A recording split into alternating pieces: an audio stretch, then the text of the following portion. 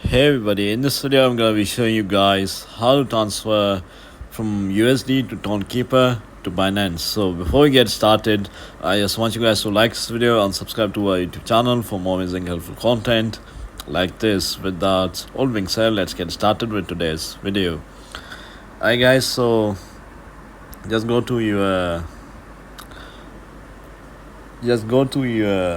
internet browser and go to tonkeeper.com, and here just download the TonKeeper application for your respectable device.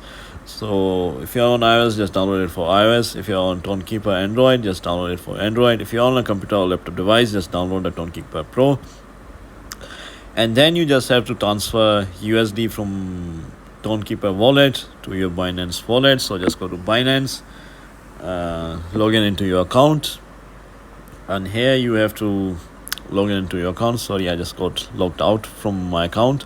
I'm gonna just tell you guys what to do. It's pretty straightforward. You don't really need a practical explanation for this. So just go to Binance and copy your USDT wallet address.